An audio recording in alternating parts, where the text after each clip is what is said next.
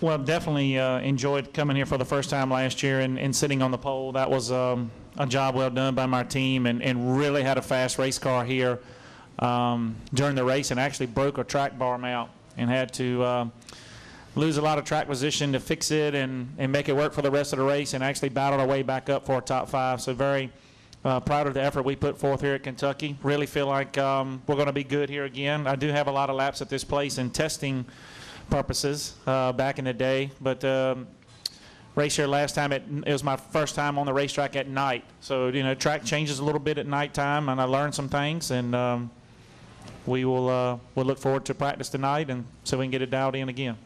All right, we'll go ahead and open it up for questioning. You have any questions for Elliott? Okay, don't be shy. We'll start with Bob.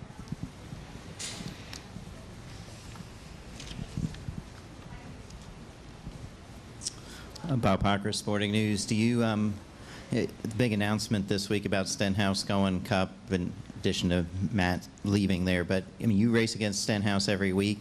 How good is he going to be in a Cup car, and how do you think it'll impact him as far as in the Nationwide Series competing against you for the title? That's you know, it's funny, the last week I get a lot of questions about Ricky after racing with him last year and this year, and I tell everybody he's the real deal. That boy's got a lot of talent. He's got a lot of car control. He's very fast everywhere. He doesn't have a lot of weaknesses. I mean, at Iowa, he's fast on a flat track, and you know, he goes to 1.5 miles, and they're still fast. And I honestly think, you know, we've actually talked about this before. He could take that race team he's got now and challenge to get into the chase, I think, next year. Just like I think I could take my team that I have now and could go up the Cup next year and challenge to be in the chase. I think we both have that much confidence in ourselves and in each other and in our race teams. But I know that's a good break for him. I know that's something he was striving to make it to Cup, but definitely has got a lot of talent, going to be fast. How I think it will affect him the rest of the year, I think he's going to be focused. Now that he knows what's going to happen and where he's going to be next year, he doesn't have to worry about that.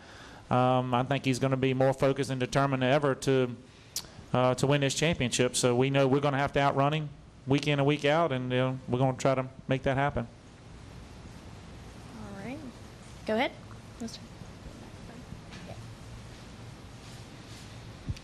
Elliott, I'm Mark Story from the Lexington Herald-Leader. When it's really hot, like it's going to be here this weekend, do you change like your diet or your hydration? And how hot does it get in the car? And how much weight do you lose in a given night? You know, it'll be 125 to 135 degrees probably inside the car, and I'll lose 7 to 8 pounds, but it's not really that hot, to be honest with you. I've raced in a lot hotter conditions than this.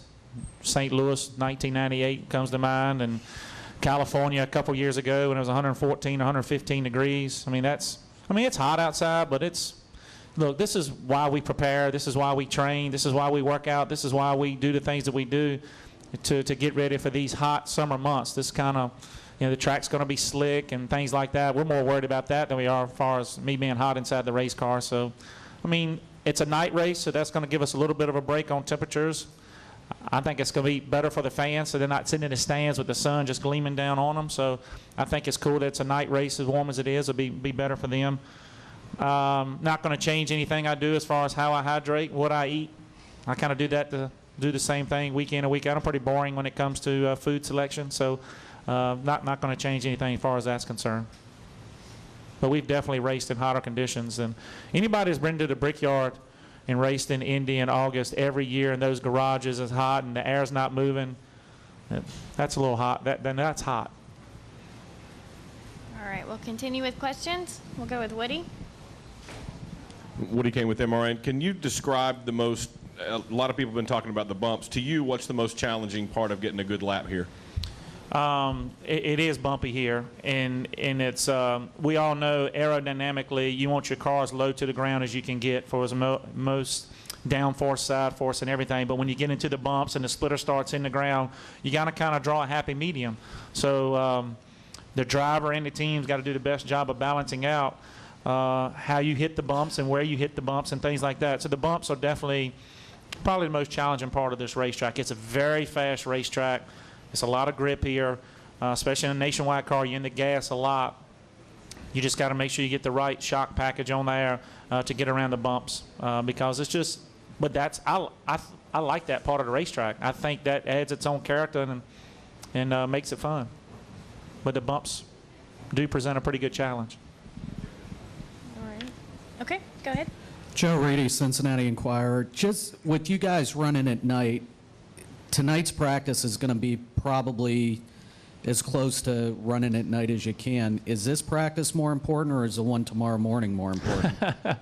I just asked my crew chief that before I walked over here. I said, okay, what's the plan? We working on tonight, or we waiting to go in the morning? And you know, it's more tonight. You know, the trucks got on there today and put some rubber down, so there is some rubber down on the racetrack. And tonight, it will not be completely dark, but it'll still be kind of hot how we're starting our race tomorrow. So I would say tonight is definitely more of a true estimate of how the racetrack's going to start the race tomorrow. So I'd love to have a practice at 8 or 9 o'clock tonight, but we're just going to have to, you know, maybe listen to some trucks and see what they fight and kind of go from there. Usually this track loosens up a little bit at nighttime, so we kind of know that. So we'll use tonight's practice and maybe sleep in the morning. Go ahead. Elliott, you mentioned Indianapolis. What kind of challenges are you going to face with the Nationwide cars there? And since it's the first one at Indy, what would it mean to get a win there? Well, I think it's going to mean a lot to whoever wins the first race on the big track in the Nationwide Series. Challenges, it's going to be fun. These Nationwide cars have so much drag and not a lot of horsepower, you know, compared to my experience there in the Cup cars. It's going to be a lot of bump drafting down those straightaways. It's going to be like I think it's going to be like a Pocono truck race I ran in a couple years ago, where we're really drafting and pushing each other a bunch down the straightaways, and then we kind of give each other a break through the corner. So Indy's going to be really big on track position, but I think it's going to be a big deal. I think you'll see a lot of different teams and Cup guys and everybody trying to run that race because it's the inaugural race, and it's always pretty special when you can win the inaugural race anywhere. I was able to do that in St. Louis in 1998, and I still look at that trophy as thinking, hey, we won that inaugural race. It's something nobody can take away from you. So, you know, we're going to go there loaded for bear. We think we have a good chance of running good there because I have so many laps on that racetrack. We should be in pretty good shape by the time we unload our Nationwide cars there.